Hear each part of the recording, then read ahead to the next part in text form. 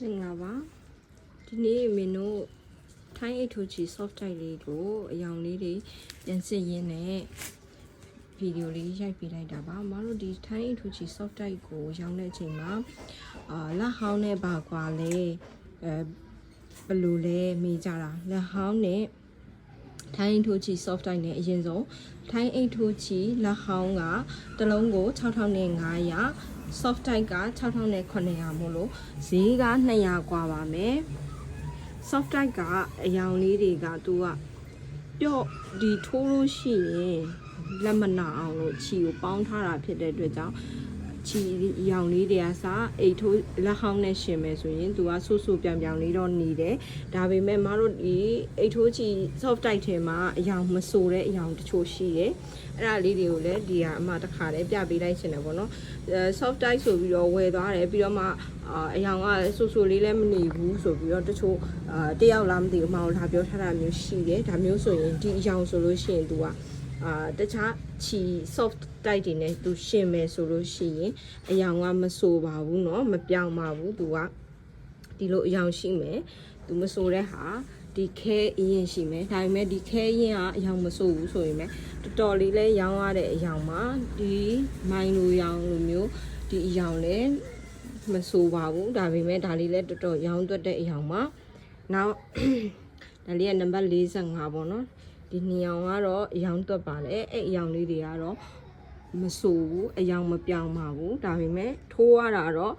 ထိုင်းအိတ်ထိုးချီ soft type တိုင်းကလက်တော့မနာပါဘူးเนาะဒါလေးဆိုလို့ရှိရင်လည်းဒီလိုပြောင်းနေတာပဲရှိတယ်အယောင်လေးကတော့တောက်တယ်အဲ့လိုအယောင်လေးတွေရှိတတ်ပါတယ်အိတ်ထိုးချီ soft type နဲ့လက်ဟောင်းနဲ့ဘာကွာလဲဆိုရင်အယောင်လေးထွက်တဲ့အယောင်လေးမတူပါဘူးဒီဟာကထိုးလို့ရှိရင်အနံပါတ်က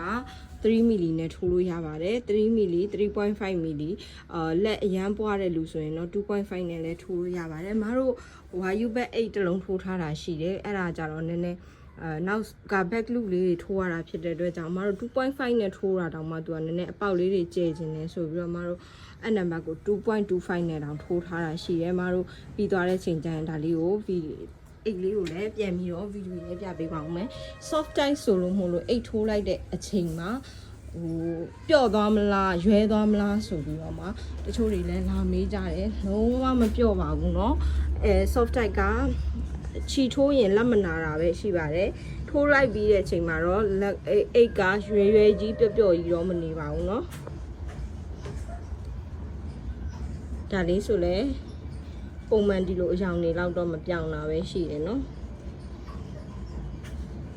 အဲ့တော့ဗီဒီယိုလေးမှာပြောချင်တာကအိတ်ထိုးချီ soft type တိုင်းကအယောင်ပြောင်ပြောင်လေးမနေပါဘူးတချို့အယောင်လေးတွေမပြောင်တဲ့ဟာရှိတယ်ဒါပေမဲ့အယောင်ကာလာလေးတွေကတော့လက်ဟောင်းနဲ့မတူအောင်အယောင်လေးတွေစူပြီးတော့မှအရန်မှားပါတယ်မတို့ဆိုင်မှာအိတ်ထိုးချီ soft type ကောလက်ဟောင်းကောနှစ်မျိုးလုံးကိုအယောင်စုံစုံနဲ့အမြဲတမ်း install ရပါတယ်เนาะ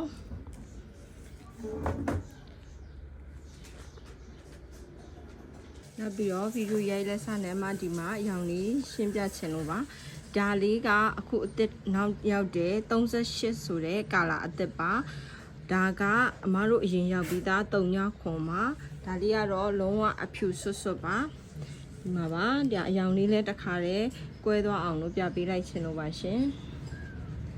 ဒါကခုမှထွက်တယ်ဒါကအရင်ကနေကထွက်တဲ့3ခွန်ရောက်ပါရှင်